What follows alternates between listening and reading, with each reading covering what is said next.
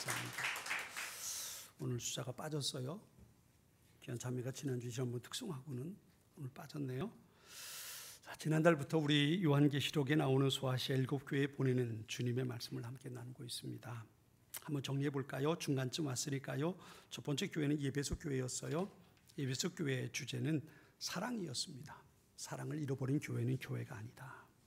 다른 것 아무리 있어도 주님의 사랑을 잃어버린 교회는 교회로서의 존재 가치를 상실한 거다 그랬어요. 두 번째 교회가 소문화 교회였습니다. 소문화 교회의 주제는 충성이었지요. 주님은 소문화 교회를 향해서 죽도록 충성하라고 말씀하셨습니다. 세 번째 교회는 버가모 교회였습니다. 버가모 교회는 타협하는 교회였습니다. 세상의 가치를 따라서 타협해서 흔들리는 교회, 그게 바로 버가모 교회였고, 세상과 타협하지 말고 하나님의 말씀 안에 중심을 서고 서라 말씀하셨습니다. 지난주에 말씀드린 두아디라 교회, 두아디라 교회는 주제는 뭐였나요? 두아디라 교회는 거룩함이었습니다. 하나님의 백성으로 세상과 구별된 삶을 살아야 하는 것, 그것이 바로 두아디라 교회에 주신 하나님의 명령이었지요. 오늘은 이제 다섯 번째로 사대 교회를 향한 주님의 메시지를 우리가 들으려고 합니다. 성경에는 사대 교회가 어떤 교회인지 구체적으로 나오지 않습니다. 등장하지 않습니다. 사대 교회가 어떻게 세워졌는지, 어떤 배경을 가지고 있는 교회인지 전혀 성경에 등장하지 않는 교회가 사대 교회입니다. 그럼에도 불구하고 주님께서 사대 교회에 대해서 말씀하신 것은 그만큼 오늘 이 시대에 많은 사람들이 보아야 할 교회가 사대 교회의 모습이고, 또 그 모습이 우리의 삶 속에 있기 때문에 주님은 사대 교회를 향해서 말씀하신 그 모습인 것을 우리가 볼 수 있습니다. 자, 사대 교회를 찾아오신 주님의 모습을 우리 같이 한번 찾아볼까요? 1절의 말씀을 같이 한번 읽어보겠습니다. 1절 말씀 우리 같이 읽습니다. 사대 교회의 사자에게 편지하라. 하나님은 7 영과 7 별을 가지신 이가 이르시되, 내가 내 행위를 아노니 내가 살았다 하는 이름은 가졌으나 죽은 자로다. 아멘. 이 사대라는 지역은요, 박톨로스라는 그 주변에 강이 있는데 그 강에서 사금을 채취합니다. 사금을 채취한다는 얘기는 무슨 말이냐면 그만큼 상업적으로 굉장히 번성한 도시가 바로 이 사대라는 지역이었다는 겁니다. 뿐만 아니라요, 사대라는 지역은 대부분 높은 암벽으로 되어 있어요. 한쪽은 강이고 낭떠러지고 한쪽은 암벽으로 되어 있어서 천연적인 요새입니다. 그래서 이 사대라는 도시가 만들어지고 난 후에 2번밖에 외세로부터 침략을 받지 않은 도시입니다. 그러니까 그냥 있어도 문제가 없는 그런 도시였다는 거지요. 그러니까 위기를 겪지 않는, 긴장감이 없는 그런 도시가 사대라는 곳이고요. 뿐만 아니라 사대 교회를 지칭할 때에 거짓 선지자나 이단에 대해서 우리가 앞에서 다른 교회들에서 본 것처럼 그런 모습에 대한 이야기가 없습니다. 그러니까 다르게 말하면 교회에 대한 열심을 가지고 있지 않는 교회였다는 겁니다. 경제적으로도 문제가 없지요. 지역적으로도 문제가 없지요. 사람들이 살아가는데 별 문제가 없는 그런 교회, 그렇기 때문에 생겨난 것이 뭐냐 하면 나태했고 생명력을 상실해 버린 겁니다. 이런 사대 교회를 일컬어서 살았다 하는 이름은 가졌으나 실상은 죽은 자라고 사대 교회를 향해서 지칭하고 있는 겁니다. 성경에 나오는 기록도 오늘 본문의 내용이 전부입니다. 특별히 주님은 이렇게 말씀하세요. 내 행위를 아노니 내가 살았다는 이름은 가졌으나 죽은 자로다 그랬어요. 여기 행위라는 말이 나옵니다. 나중에도 보면 내 행위를 바르게 하라고 그렇게 하시는, 책망하시는 모습이 나와요.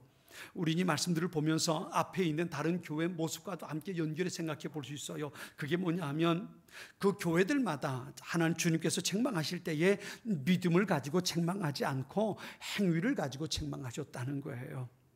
행위. 우리가 요한계시록을 통해서, 생명의 삶을 통해서 요한계시록을 묵상했어요. 그 요한계시록에도 마지막 날 백보자의, 신보자의 심판이 있는데 심판의 기준이 뭐냐 하면 행위대로였다는 것. 여러분이 기억하시죠? 책이 있는데 그 책에 그 사람이 어떻게 살았는지를 기록했고, 그 기록된 대로 그가 어떻게 살아왔는지 그 행위대로 주님은 심판하셨다는 겁니다. 그렇다고 해서 구원을 행함으로 받을 수 있는가? 그건 아니에요. 구원은 믿음으로 받아요. 문제는 뭐냐 하면 그 믿음과 행위는 다른 것이 아니라는 겁니다. 믿음과 행위는 같은 거예요. 믿는 사람은 믿는 사람답게 행하는 거예요. 그런데 여기 사대교회를 향해서 내가 내 행위를 안다고 하시면서 책망하신 내용은 그들이 믿음대로 살지 않았다는 것을 말하는 겁니다. 어쩌면 사대교회가 아마 큰 교회였는지도 모릅니다. 화려한 외양을 가지고 교회 건물도 있고 예배도 드리고 소문난 그런 교회였는지도 모릅니다. 그런데 중요한 건 그 교회가 영적으로 죽어 있었다는 겁니다. 우리가 흔히 착각하는 것 가운데 하나가 뭐냐면 거룩함이라는 거예요. 거룩함이라는 것. 교회는 거룩할까요? 거룩하지 않을까요? 한번 여러분 마음속에 생각해 보세요. 나는 거룩할까? 거룩하지 않을까? 교회는 거룩할까? 거룩하지 않을까? 우린 여기서 착각하지 말아야 할 게 있어요. 그게 뭐냐면 교회는 완전히 거룩하지 못한 존재라는 겁니다. 우리는 누구나 다 주님 앞에 거룩하지 못한 존재입니다. 중요한 건 뭐냐면 거룩함을 사모하고 거룩함을 향해서 나가는 존재지 내가 하나님 앞에 서기에 완벽하게 거룩한 존재가 아니라는 겁니다. 복음서에 보면 한 가지 사건을 우리가 볼 수 있어요. 가나바너 현장에서 붙잡힌 한 여인을 많은 사람들이 끌고 예수님께 옵니다. 그리고 그 사람을 모세 율법에 의해서 처단해야 된다고 예수님께 요구를 합니다. 그때 예수님께서 그들에게 하신 말씀이 있지요. 너희 중에 죄 없는 자가 먼저 돌로 쳐라. 너희 중에 죄 없는 자가 먼저 돌로 쳐라. 여러분이 그 자리에 계셨다면 여러분이 돌로 그 여인을 칠 수 있을까요? 어떻게 생각하세요? 너희 중에 죄 없는 자가 먼저 돌로 쳐라. 예수님 말씀하세요. 그런데 그곳에 있는 사람들이 나이 든 사람부터 어린아이까지 다 그 자리를 피해 도망갑니다. 도망간 거예요. 왜? 누구도 거룩한 사람은 아무도 없었단 말이에요. 거기에 거룩한 분이 계시다면, 죄 없는 분이 있다면 예수님밖에 없었던 거예요. 그런데 예수님이 이렇게 말씀하시죠. 나도 너를 정죄하지 않겠다. 여러분, 그 사건은 우리에게 귀한 교훈을 더해줍니다. 우리는 거룩한 존재가 아닙니다. 다만 거룩함을 향해서 나가는 존재라는 겁니다. 자기가 거룩하다고 착각할 때 생기는 문제가 있어요. 그게 뭐냐면 다른 사람을 정죄하는 거예요. 그 사람들이 그랬던 거예요. 나는 이렇게 죄를 짓지 않았으니까 나는 이 사람을 심판할 수 있어. 그래서 그 여인을 간음하는 현장에서 끄잡고 온 겁니다. 이 여인은 죄를 짓는 현장에 있었으니까 나는 이 여자를 심판할 수 있다고 예수님께 끄잡고 온 겁니다. 그리고 돌을 들어 그 여인을 치려고 했던 거지요. 나는 죄를 짓지 않았으니까, 나는 거룩했으니까 라고 생각했단 말이에요. 그런데 예수님께서 너희 중에 죄 없는 자가 먼저 돌로 치라고 말씀하셨을 때 그들은 자기가 거룩하지 못하다는 것을 깨달은 거예요. 그래서 그 여인을 정죄할 수 없었어요. 아니, 그 자리에 있는 것조차 부끄러웠던 거예요. 그래서 그들은 그 자리를 다 피해 도망쳐버리고 마는 겁니다. 스스로 거룩하다는 착각은 다른 죄인을 용납하지 못하는 겁니다.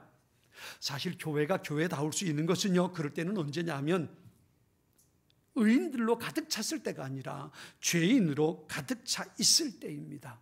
무슨 말이냐면 교회의 부흥은 죄가 없다고 생각하는 사람들이 있을 때가 아니라 나는 죄인입니다. 나는 하나님의 은혜가 필요합니다. 나는 예수님의 십자가의 보혈이 필요합니다. 이 고백을 가지고 주님 앞에 있는 사람들이 있을 때에 그때에 교회의 부흥이 일어나게 된다는 겁니다. 나는 죄인입니다. 나를 불쌍히 여겨주십시오. 여러분, 좀 전에 말씀드린 그 사건 상황을 다시 한번 생각해 보세요. 거기에 그 여인을 끄잡고 왔던 사람들은 다 떠나갔어요.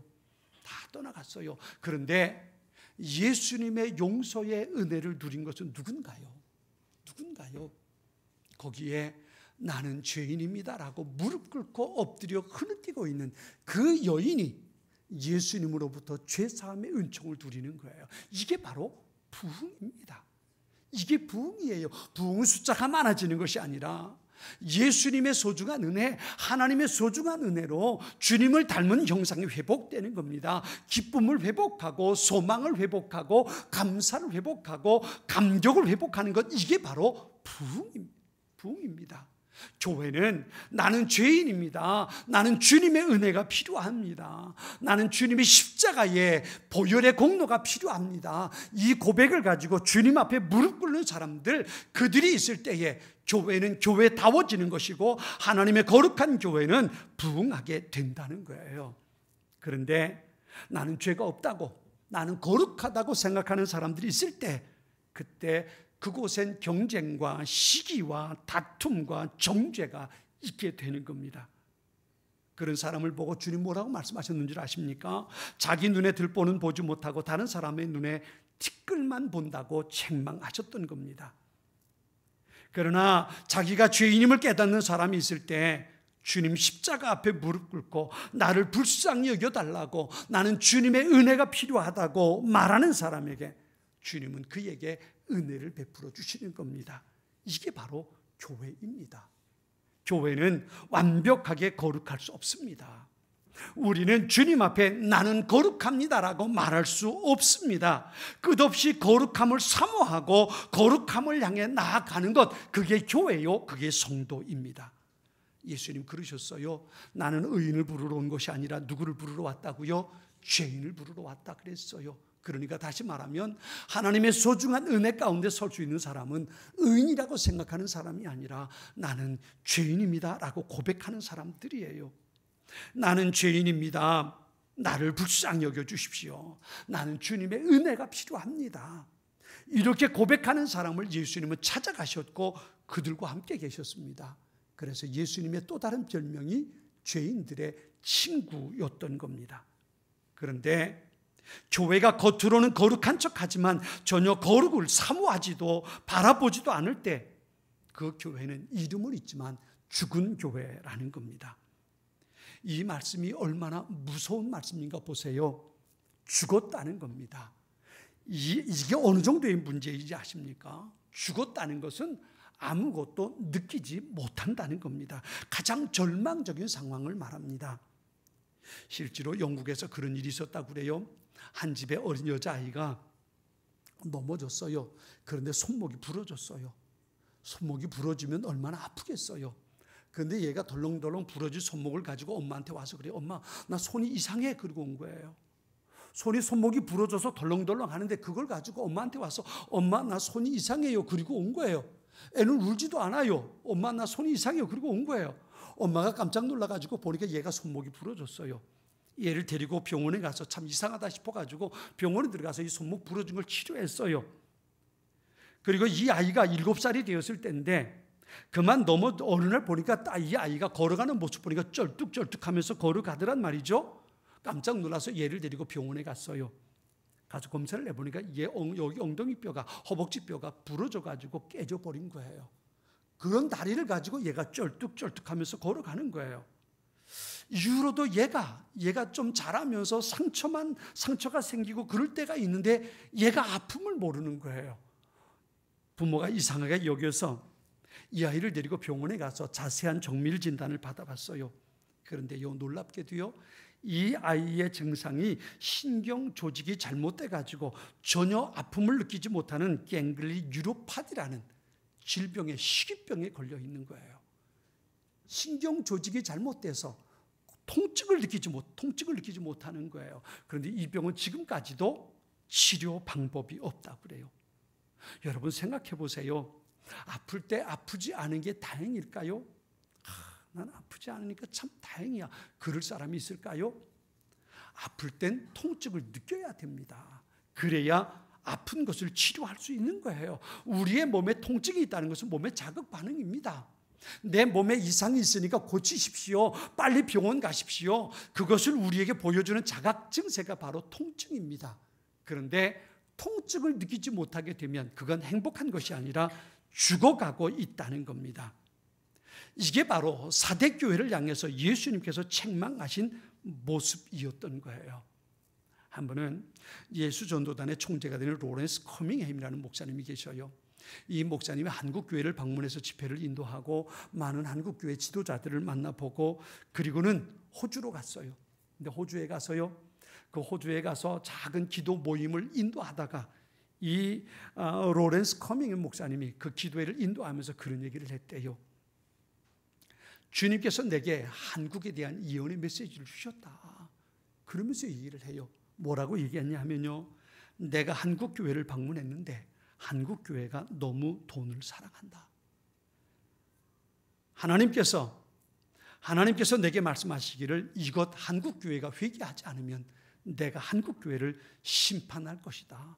그렇게 예언의 메시지를 주었다는 거예요. 여러분, 돈을 너무 사랑한다는 얘기가 뭘까요? 돈만을 좋아한다는 얘기가 아니에요.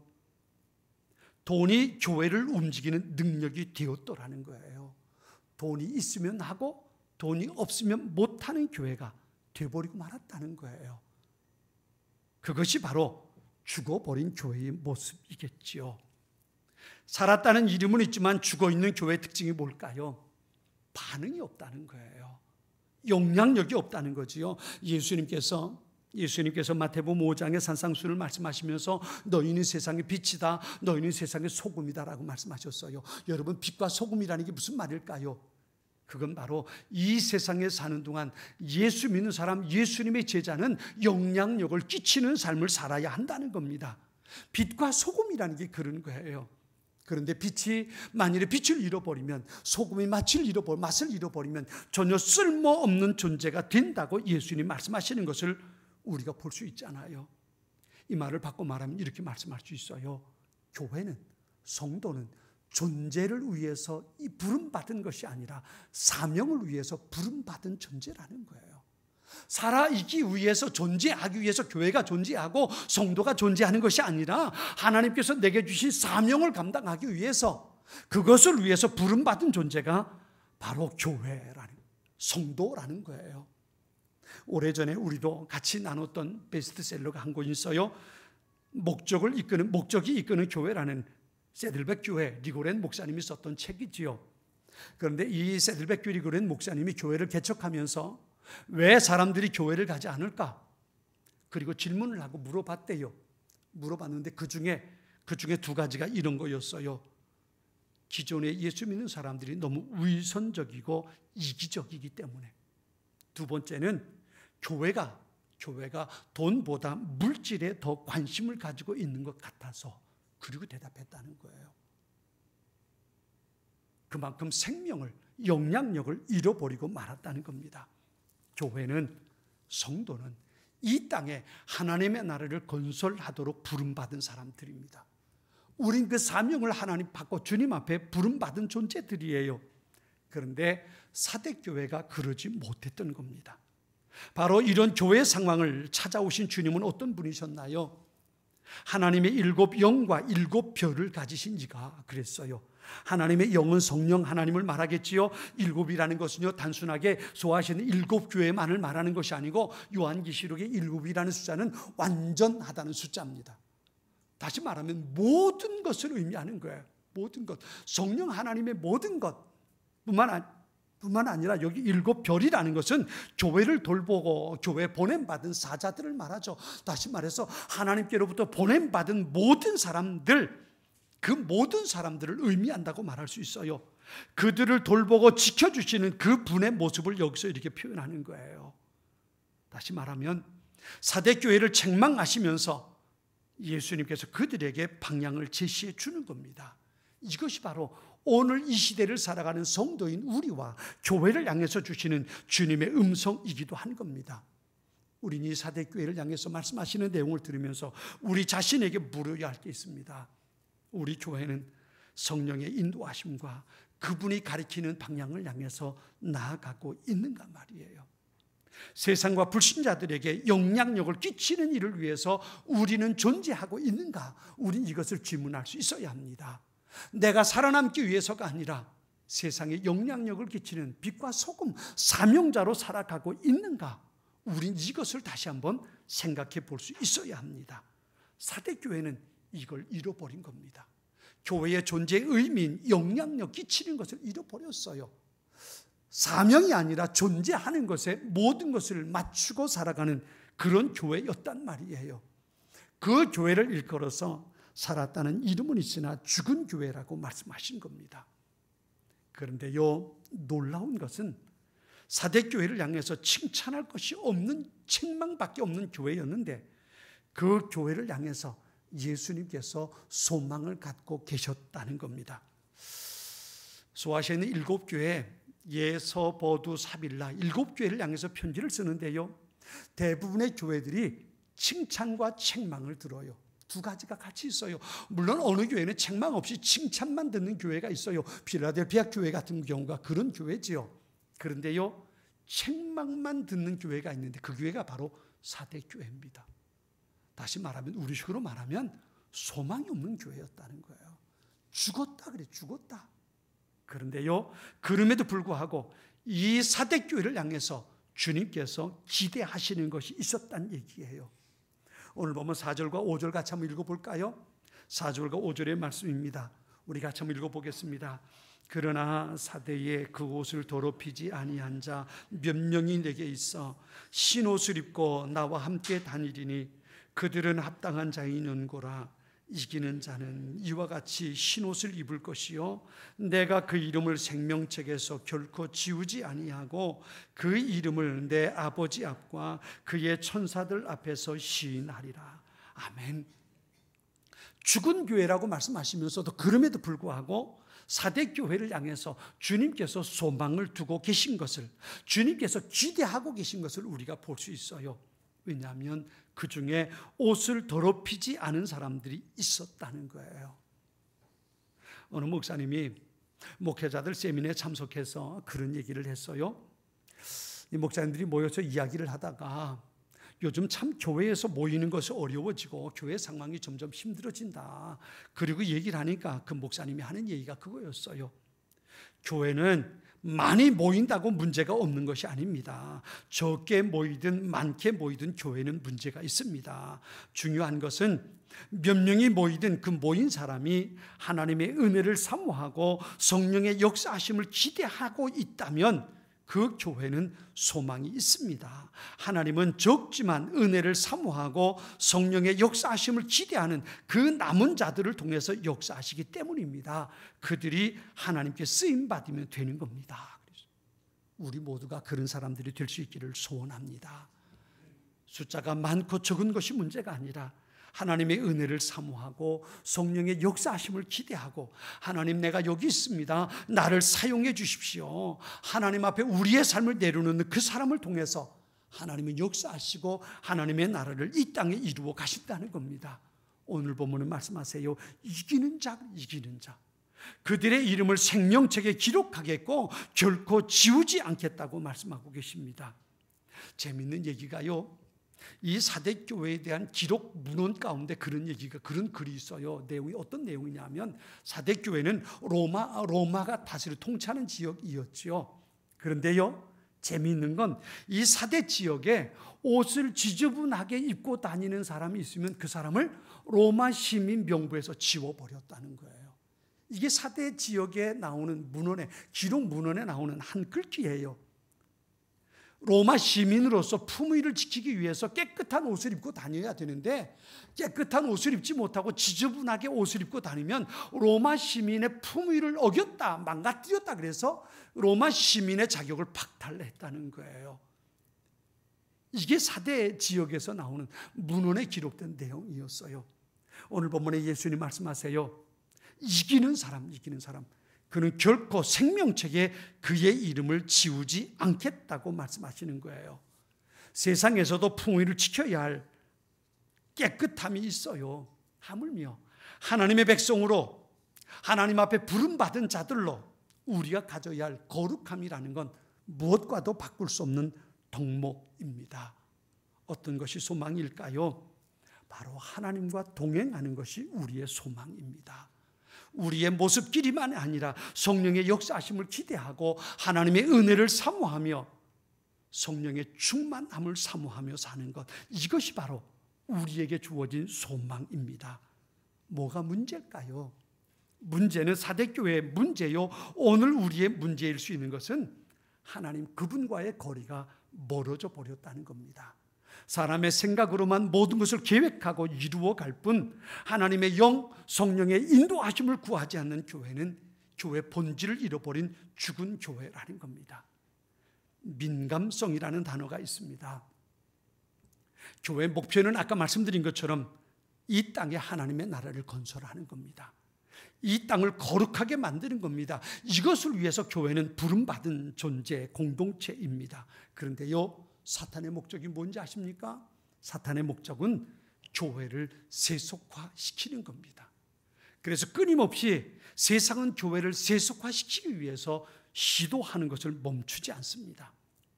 우리가 영적인 민감함을 잃어버리고 나면 교회는 급속도로 세속화되어 버리고 말 겁니다. 이게 바로 사대 교회의 모습이었다는 겁니다. 지리적으로, 경제적으로 너무 편안하고 부족함이 없었습니다. 그러다 보니까 세상의 문화가 교회 안에 들어와서 교회를 세속화시켜버리고 말았습니다. 그래서 세상을 거룩하게 만들 수 있는 영향력을 상실해 버리고 말았던 겁니다.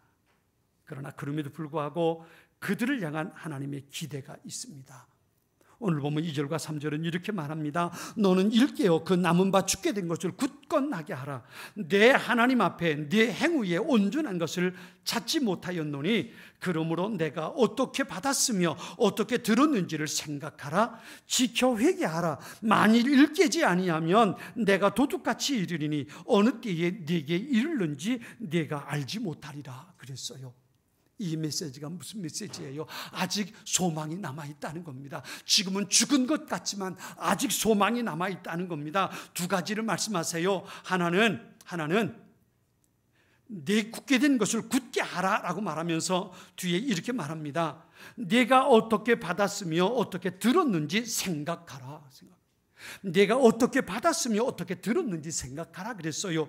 이게 무슨 얘기일까요? 이전에 하나님께서 나를 불러 내 죄를 용서해 주시고 나를 하나님의 자녀 삼아 주시고 내게 은혜 부어 주실 때에 그 은혜에 대한 감사와 감격과 기쁨을 다시 생각하라는 겁니다. 지금은 그것이 화석화되어 버렸어요. 굳어버렸어요. 그 경험은 있는데 그 감격과 기쁨을 잃어버리고 마는 거예요. 오늘 보면 예수님 말씀하시는 거예요. 다시 생각하라는 겁니다. 그때에 주셨던 은혜를 다시 생각하고 그때 주셨던 감격과 기쁨을 다시 회복하라는 겁니다. 그리고 회개하라고 말씀하시는 거예요. 이것이 마지막 사대교회에 주어진 사명이에요. 이렇게 하지 못하면 어느 때에 이를지 모르지만 주님께서 오셔서 심판하신다는 거예요. 성 어거스틴이 인간을 그렇게 말했어요. 무로 돌아가려는 경향이 있다. 인간은 무로 돌아가려는 경향이 있다 그랬어요. 이 말을 다시 말하면 이전의 상태로 돌아가려는 경향이 사람에게는 있다는 거예요. 이게 바로 원죄의 모습입니다. 여러분 고무줄을 가지고 한번 심껏 당겨보세요. 고무줄을 심껏 당겼다가 놓으면 어떻게 되나요? 다시 있던 곳으로 원래 모습으로 돌아갑니다. 이게 인간의 모습이라는 거예요. 하나님의 은혜를 아무리 받았어도 그냥 놔두고 관리하지 못하고 새롭게 하지 못하고 채우지 못하면 이전에 은혜 받지 못했던 대로 돌아가 버리고 만다는 겁니다. 오늘 본문에 생각하라는 말은 바로 그 메시지예요. 이전에 주님께서 내게 주신 은혜, 성령이 내게 충만케 하실 때에 그때 내가 하나님 앞에 헌신하고 충성하며 살았던 삶의 모습, 그것을 기억하고 그때로 다시 돌아가라는 겁니다. 다시 돌아가라는, 이게 바로 우리에게 주어진 마지막 소망이란 마지막 소망입니다. 이걸 하지 못하면 오늘 본문에 그렇게 말합니다. 만일 일깨지 아니하면 내가 도둑같이 이 말이니. 사대교회는 무너져 내리고 말았습니다. 사대라는 지역도 나중에 지진으로 인해서 도시 자체가 흔적조차 없이 사라져버리고 말았습니다. 그 사대라는 곳에 엄청난 신전도 무너져서 지금은 기둥밖에 남아있지 않고요. 사대교회는 흔적조차 없이 사라져버리고 나중에 다시 세운 교회도 그 교회도 무너져서 건물로서의 존재를 잃어버리고 말았습니다. 왜 그랬을까요? 이유는 한 가지예요. 그들이 일깨지 않았기 때문에 그렇습니다. 다시 돌이켜 생각하지 못했고 하나님께서 자신에게 주신 은혜를 회복하지 못했고 성령의 민감함 속에 자신을 내어드리지 못했고 성령의 역사하심을 기대하지 않았고 그것을 사모하지 않았고 그냥 존재하는 것만으로 만족하려고 했기 때문에 그렇습니다.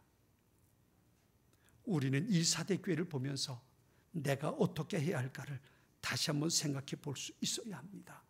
우리는 내게 주신 하나님의 은혜를 다시 회복할 수 있어야 합니다.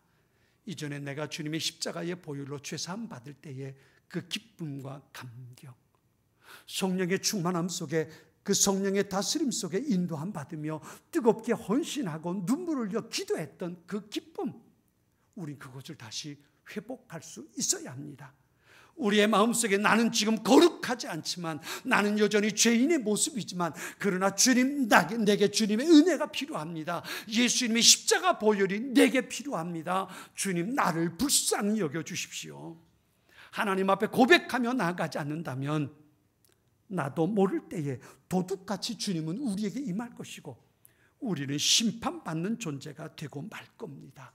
그러나 내가 다시 돌이켜서 이전에 받았던 은혜를 회복하고 하나님의 은혜를 사모하며 성령의 역사하심을 사모하고, 주님, 내가 여기 있습니다, 나를 사용해서 이제 주님께서 하실 일을 감당하십시오. 주님 앞에 우리의 삶을 내려놓을 때 하나님의 역사는 그때부터 다시 시작될 것입니다. 오늘 보면 5절과 6절은 그렇게 말합니다. 이기는 자는 이와 같이 흰옷을 입을 것이요 내가 그 이름을 생명책에서 결코 지우지 아니하고 그 이름을 내 아버지 앞과 그의 천사들 앞에서 시인하리라 그랬어요. 이 말이 무엇을 말할까요? 천국에서 모든 천사들 앞에서 예수님께서 우리를 인정해 주신다는 거예요. 생명책에서 결코 그 이름을 지우지 않을 것이라고 말씀하시는 거예요. 지난번에 무슨 일이 있어서 저희 집안에 호적 등본을 한번 떼봤어요. 그랬더니 부모님까지 나오는 것을 떼봤더니 저희 가족 가운데 먼저 돌아가신 분들이 있어요. 저희 아버지 이름 위에 가위표가 이렇게 그어 있는 것을 봤어요. 여러분, 죽은 사람의 이름에는 가위표가 그려져 있는 거예요. 그러나 살아있는 사람의 이름 위엔 가위표가 없습니다. 주님의 생명책에 이름을 지우지 않겠다는 거예요. 어떤 분이 그런 얘기를 했어요. 책 속에 교회의 명부에 당신의 이름이 있을 수도 있지만 하나님의 생명책엔 당신의 이름이 없을 수도 있습니다. 얼마나 무서운 얘기예요. 제가 늘 말씀드리는 것처럼 교인과 성도는 다른 겁니다. 내가 주님의 생명책에 이름이 기록되지 않는다면 이 세상에서 내가 어떻게 살았다 할지라도 그 삶은 의미 없는 것, 가치 없는 것이 되는 겁니다. 다시 하나님께서 내게 주실 은혜를 사모하십시오. 하나님, 나는 부족합니다. 하나님, 나는 죄인입니다. 나는 하나님의 은혜가 절대적으로 필요한 사람입니다. 성령 하나님, 나를 다시 붙잡아 주십시오. 이것이 우리의 기도 될 수 있기를 바랍니다. 영적인 민감함을 잃어버려서 세상의 많은 것들로 마음이 채워진 존재가 아니라 오직 성령의 역사하심을 기대하며, 주님, 내가 여기 있습니다. 나를 사용해 주십시오. 주님 앞에 기도하고 주님 앞에 나의 모습을 내려놓는 이 민감함, 이 소중한 은혜를 다시 회복할 때 하나님은 우리에게 다시 소망을 가지시고 역사하실 것입니다. 주님은 우리가 그렇게 살기를 기대하고 계십니다. 죽은 교회라고 말했던 사대교회를 향해서도 예수님은 소망을 품고 계셨습니다.